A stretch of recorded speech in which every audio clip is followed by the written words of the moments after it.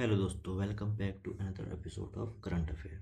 आज है 3 मई। तो आज हम 3 मई में जितने भी करंट अफेयर के क्वेश्चन होते हैं इम्पोर्टेंट, वो हम डिस्कस करने वाले हैं। इसकी जो पीडीएफ होगी वो आपको टेलीग्राम चैनल पे मिल जाएगी, तो आप वहाँ से डाउनलोड कर सकते हैं। तो चलिए क्लास करते हैं स्टार्ट। पहला क्वेश्चन है, एशियाई बैडमिंटन चैंपियनशिप 2026 में पुरुष एकल में रजत पदक किसने जीता है? तो ये है आयुष शेट्टी, ऑप्शन सी। तो आयुष शेट्टी ने इस प्रतिष्ठित चैंपियनशिप में शानदार प्रदर्शन करते हुए रजत पदक प्राप्त किया, जो भारतीय बैडमिंटन के लिए एक बड़ी उपलब्धि भी है। तो इस बैडमिंटन चैंपियनशिप की बात करें तो ये इसकी शुरुआत हुई थी 1962 में, और मेजबानी 2026 की बात करें तो 2026 में इसका जो आयोजन हुआ था वो चीन के निगम्बो शहर में हुआ था। बात करते हैं भारत की, तो एकमात्र स्वर्ण पदक अभी तक जीता है जो थे दिनेश खन्ना ने। इन्होंने 1965 में ये जीत हासिल की थी। अब बात करेंगे आयुष शेट्टी की। तो इनका जन्म 3 मई 2005 को कर्नाटक के कारकला में हुआ था। मूल रूप से कर्नाटक के छोटे कस्बे सुन्नूर के रहने वाले हैं। 2026 की बात करें तो इन्होंने एशियाई बैडमिंटन चैंपियनशिप 2026 में रजत पदक यानी कि सिल्वर मेडल जीतकर इतिहास रचा है, और वो इस प्रतियोगिता के इतिहास में पुरुष एकल में सिल्वर पदक जीतने वाले पहले भारतीय खिलाड़ी बने हैं।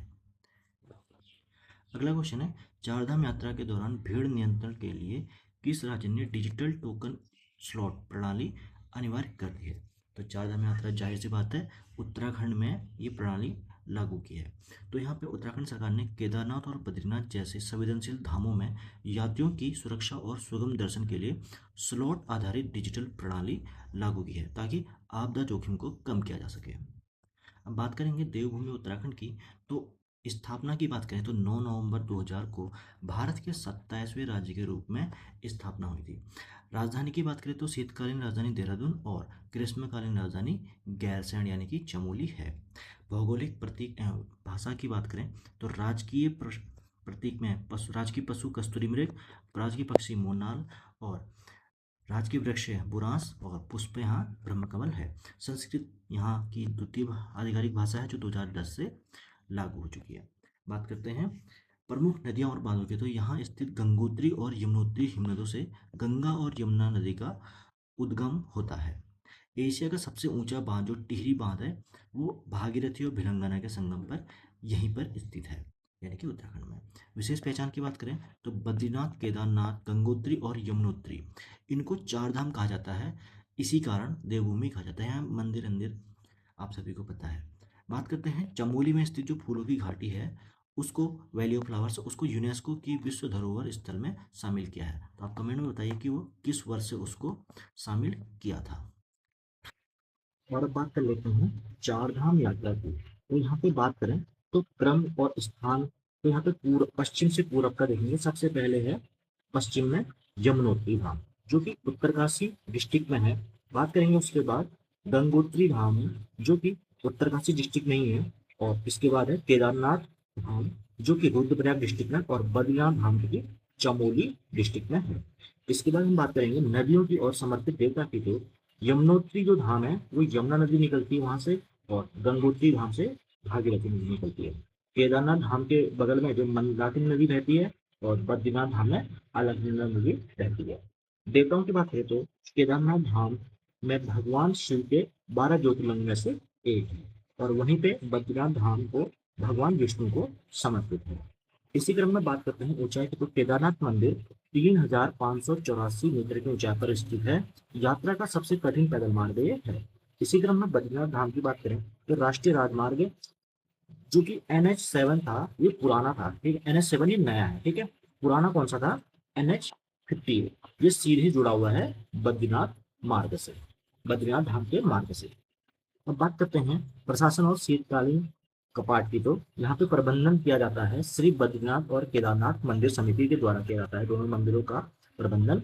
और शीतकालीन पूजा की बात करें क्योंकि पहाड़ों में क्या होता है, शीतकाल में बर्फ ज्यादा पड़ जाती है, तो उस चक्कर में वहां पे बहुत बर्फ पड़ जाती है, तो उस चक्कर में जो पूजा होती है वो मेन मंदिर पे ना होके नीचे दूसरी जगह होती है। जैसे कि बद्रीनाथ धाम की जो दूसरी जगह होती है पूजा, वो होती है जोशीमठ के पांडुकेश्वर में। और जो केदारनाथ मंदिर है उसकी जो पूजा होती है ऊखीमठ के ओंकारेश्वर मंदिर में। अब बात करेंगे अगला क्वेश्चन, डिजिटल जनगणना 2027 के संदर्भ में गृह मंत्रालय द्वारा दी गई स्वगणना यानी कि सेल्फ एन्यूमरेशन सुविधा का अर्थ क्या है? तो इसका अर्थ है नागरिक स्वयं अपने स्वयं पोर्टल के माध्यम से अपना विवरण स्वयं भर सकते हैं। पोर्टल में जाकर नागरिक स्वयं पोर्टल के माध्यम से अपना विवरण भर सकते हैं। डिजिटल 2027 में पहली बार नागरिकों को यह विकल्प दिया गया है। वे किसी गणना करता यानी कि जो गणना करने के लिए आते थे घर पे, उनकी प्रतीक्षा किए बिना स्वयं ऑनलाइन पोर्टल पर अपनी जानकारी दर्ज कर सकते हैं। तो बात करेंगे जनगणना 2027 की, तो ये भारत की पहली डिजिटल जनगणना है जो कि पूरी तरह कागज रहित है, जो कि पेपरलेस है, जिसे मोबाइल ऐप और मॉनिटरिंग पोर्टल का उपयोग होगा। स्वगणना की बात करें तो पहली बार ऑनलाइन पोर्टल के माध्यम से स्वयं जानकारी दर्ज कर सकते हैं। पहले जो चरण है उसमें मकान का सूचीकरण हो रहा है और दूसरे चरण में होगा यहाँ पे पॉपुलेशन का गणना। अब बात करेंगे बहुभाषी प्रश्नावली की, तो भाषा की बाधा दूर करने के लिए प्रश्नावली को 16 भारतीय भाषाओं में तैयार किया गया है और टोटल उसमें कितने प्रश्न हैं? 33 प्रश्न हैं। बात करते हैं रियल टाइम डेटा प्रोसेसिंग की, तो उसमें डिजिटल होने से अनंतिम आंकड़े यानी जो प्रोविजनल डाटा होता है वो बहुत जल्दी जारी किए जा सकते हैं, जिससे विश्लेषण का समय घटेगा। ठीक है, मतलब कि टाइमिंग होगी कम होगी, रिजल्ट जल्दी आ जाएंगे। कानूनी पृष्ठभूमि की बात करें तो ये जनगणना अधिनियम 1948 के तहत आयोजित होती है। जिम्मेदार पंजीयक जनक और जनगणना आयोग से इसकी होती है।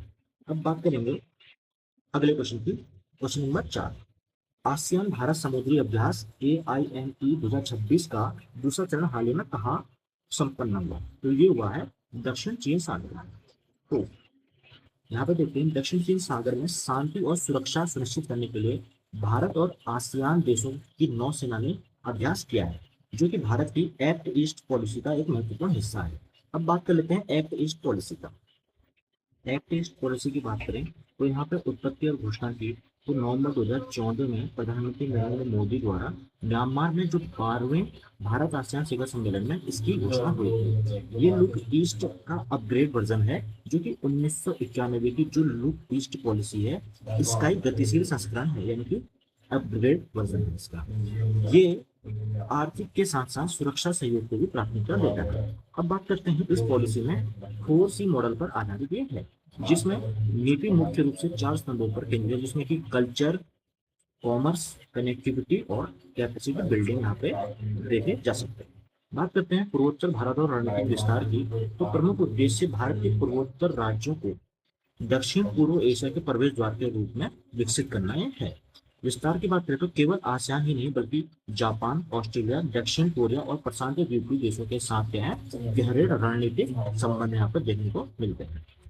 अब इसी क्रम में आसियान की हम बात कर लेते हैं, जो कि दक्षिण पूर्व एशियाई देशों का संगठन है।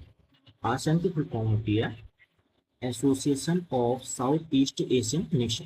स्थापना की बात करें तो 8 अगस्त 1967 को बैंकॉक घोषणा के द्वारा इसकी स्थापना की गई। मुख्यालय इसका इंडोनेशिया के जकार्ता में है। सदस्य देश की बात करें तो 10 सदस्य देश जिसमें Indonesia, Malaysia, Philippines, Singapore, Thailand, Brunei, Vietnam, Laos, Myanmar और कम्बोडिया है। ध्यान रखने वाली बात यह है कि इस आसियान कंट्री में इंडिया नहीं है। ठीक है, इंडिया नहीं है। और इसका आदर्श वाक्य है one vision, one identity, one community. बात करते हैं भारत आसियान संबंध के बारे में, तो भारत सदस्य नहीं है बल्कि संवाद भागीदार है, यानी कि डायलॉग पार्टनर ये है।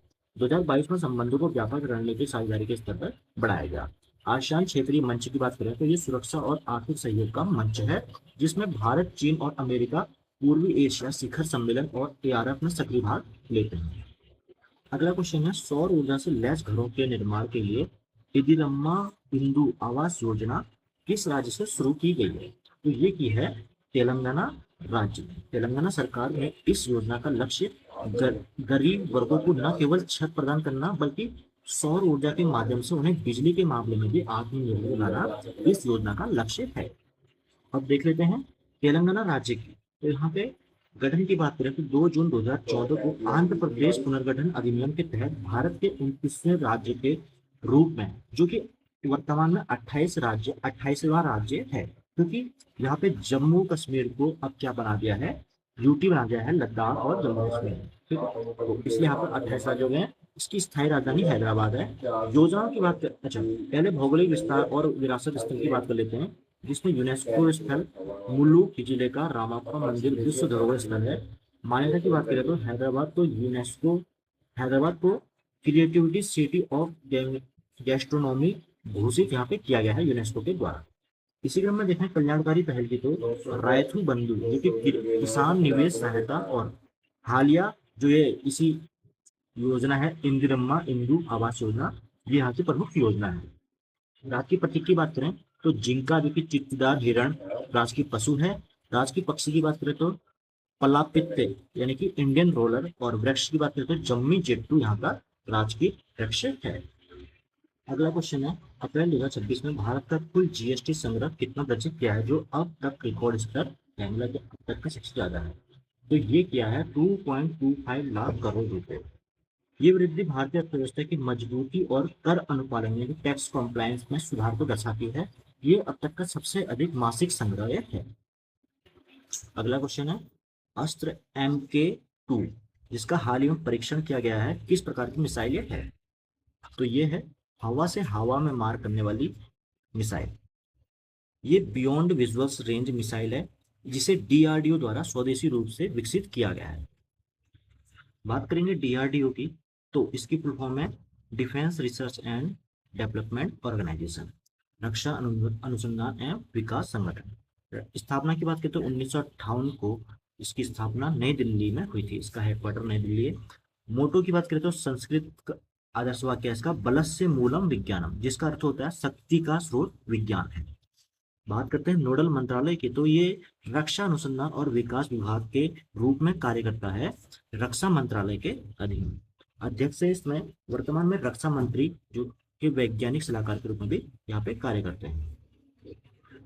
इसमें प्रमुख कार्यक्रम की बात करें तो यहाँ पे इसकी विकसित की गई मिसाइल है जिसमें पृथ्वी, अग्नि, त्रिशूल, आकाश, नाग और भी बहुत सारी चीजें करते रहते हैं DRDO। अब बात करेंगे अगले क्वेश्चन की, किस नेशनल पार्क में इको टूरिज्म को बढ़ावा देने के लिए चीता सफारी परियोजना को मंजूरी दी गई है। तो ये की गई है कूनो नेशनल पार्क में। आप सभी को पता होना चाहिए कूनो नेशनल पार्क मध्य प्रदेश में स्थित है, जिसमें प्रोजेक्ट चीता के तहत चीतों के पुनर्वास के बाद अब पर्यटकों के लिए सफारी शुरू की गई है। ठीक है, यहाँ पे स्थानीय रोजगार को बढ़ावा मिलने के लिए। तो बात कर लेते हैं प्रोजेक्ट चीते की। प्रोजेक्ट चीता जो कि विश्व की पहली परियोजना, ये दुनिया की पहली अंतर महाद्वीप इसलिए क्योंकि अफ्रीका से चीतों को मध्य प्रदेश के कूनो नेशनल पार्क में बसाया गया था। ऐतिहासिक संदर्भ की बात करें तो भारत में चीतों को 1952 में आधिकारिक रूप से विलुप्त घोषित किया गया था। उद्देश्य इस प्रोजेक्ट का यह है कि चीतों की आबादी स्थापित कर घास के मैदान को संतुलित यहाँ पे करना है। और इस प्रोजेक्ट की नोडल एजेंसी और सहयोग की बात करें तो प्रबंधन करता है राष्ट्रीय बाघ संरक्षण प्राधिकरण द्वारा यहाँ पे प्रबंधन किया जाता है। समझौता भारत ने नामीबिया और दक्षिण अफ्रीका के साथ ज्ञापन समझौता यहाँ पे किया है कि वहां से चीते यहाँ आते हैं। बात करते हैं तो 2026 में अब यहाँ पे सफारी यानी कि चीता सफारी यहाँ पे परियोजना को मंजूरी मिल गई है। इस क्रम में देखें अगला क्वेश्चन है IMD ने हालिया रिपोर्ट के अनुसार किस महासागर या सागर में समुद्री हीट वेव के कारण मानसून प्रभावित होने की चेतावनी दी गई है। तो ये दी गई है अरब सागर में। ठीक, अरब सागर के जल के तापमान में वृद्धि यानी कि हीट वेव सीधे तौर पर भारतीय मानसून की हवाओं और वर्षा के पैटर्न को प्रभावित यहाँ पे कर सकती है, जिससे कृषि पर संकट देखने को मिल सकता है। तो यहाँ पे देख लेते हैं मूल रूप से सागर और महासागर की हम बात कर लेते हैं, जिसमें अरब सागर की हम बात करें तो भारत के पश्चिमी तट पर स्थित प्राचीन व्यापारिक मार्ग है और भारत का सबसे महत्वपूर्ण तेल क्षेत्र मुंबई हाई इसी सागर में स्थित है। बंगाल की खाड़ी की बात करें तो विश्व की सबसे बड़ी खाड़ी ये है। और यहाँ पे गंगा, ब्रह्मपुत्र और मेघना नदियां विश्व का सबसे बड़ा जो डेल्टा है सुंदरबन डेल्टा बनाती है। दक्षिणी चीन सागर की बात करें तो अत्यंत महत्वपूर्ण और विवादित क्षेत्र यह है क्योंकि यहाँ पे चाइना क्लेम करता है कि ये जो एरिया है ये हमारा है और इसने दक्षिण चीन सागर यानी कि नाम भी अपने नाम से रख दिया। और विवाद का कारण क्या है, चीन ने 9 डैश लाइन, ठीक है 9 डैश लाइन, इस दावे के कारण फिलीपींस, वियतनाम और मलेशिया से ये विवाद यहाँ पे बना रहता है। प्रशांत महासागर की बात करें तो विश्व का सबसे बड़ा और गहरा महासागर ये है, और पृथ्वी का सबसे गहरा बिंदु मारियाना ट्रेंच भी यहीं पर स्थित है। अब बात करेंगे आज के लास्ट क्वेश्चन की, जो कि भारत का पहला एकीकृत बासमती और जैविक प्रशिक्षण फार्म जो कि उत्तर प्रदेश में स्थित स्थापित किया गया है, वो किस जिले में स्थापित किया है? तो ये किया है पीलीभीत जिले में। ये फार्म बासमती चावल के उत्पादन और जैविक खेती को बढ़ावा देने के लिए किसानों को आधुनिक प्रशिक्षण प्रदान यहाँ पे करेगा। तो बात कर लेते हैं उत्तर प्रदेश की। तो यहाँ पे करंट अफेयर की बात करें तो 2026 में अप्रैल माह में जो हमने अभी बात करी थी जीएसटी संग्रह की 2.25 लाख करोड़ रुपए, तो उसमें राज्यवार देखें तो यहाँ पे जीएसटी संग्रह और निवेश आकर्षण में देश में शीर्ष स्तर पर उत्तर प्रदेश रहा है। और पीलीभीत में भारत का पहला एकीकृत बासमती जैविक प्रशिक्षण फार्म स्थापित किया गया है।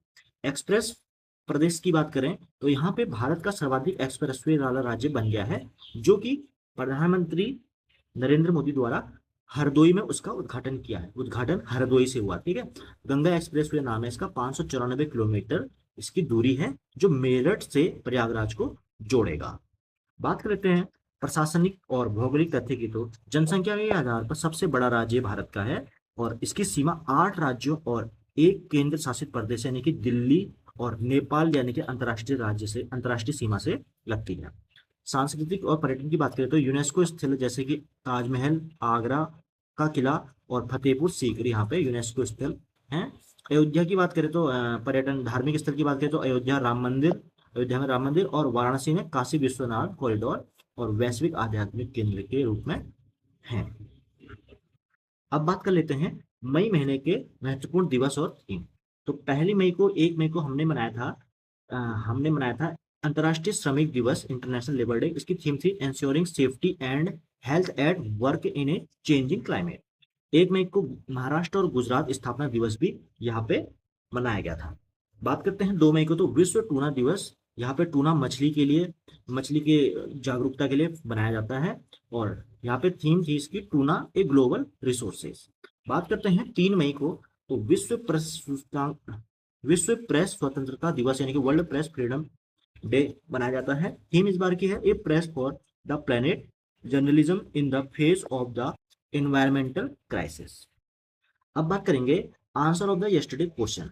इसमें हमने कल 3 क्वेश्चन पूछे थे, जिसमें पहला क्वेश्चन था भारतीय राष्ट्रीय कांग्रेस के किस अधिवेशन में पूर्ण स्वराज का संकल्प अपनाया गया था? तो आंसर है इसका 1929 का लाहौर अधिवेशन। दूसरा क्वेश्चन था भारतीय संविधान के किस अनुच्छेद को डॉक्टर भीमराव अंबेडकर ने संविधान का हृदय और आत्मा कहा था? तो ये था अनुच्छेद 32, जिसको संवैधानिक उपचारों का अधिकार भी कहा जाता है। अब बात करेंगे लास्ट क्वेश्चन की, जो कि भागीरथी और अलकनंदा नदियां कहाँ मिलकर गंगा नदी का निर्माण करती है? तो ये करती है देवप्रयाग संगम पर। तो ये थे कल के क्वेश्चन के आंसर। अब आज के क्वेश्चन, जिसमें पहला क्वेश्चन है वर्ष 1916 में कुमाऊं परिषद की स्थापना कहाँ की गई? 4 ऑप्शन है, तो आप कमेंट बॉक्स में इसका आंसर कर सकते हैं। दूसरा क्वेश्चन है आज का ही, उत्तराखंड की सबसे ऊंची पर्वत चोटी कौन सी है? तो ये है 4 ऑप्शन है, इसका भी आंसर आप कमेंट बॉक्स में कर सकते हैं। तो दोस्तों ये थी 3 मई की करंट अफेयर की क्लास। अब मिलेंगे हम अगली क्लास में अगले करंट अफेयर के साथ। तब तक के लिए थैंक यू। जय हिंद।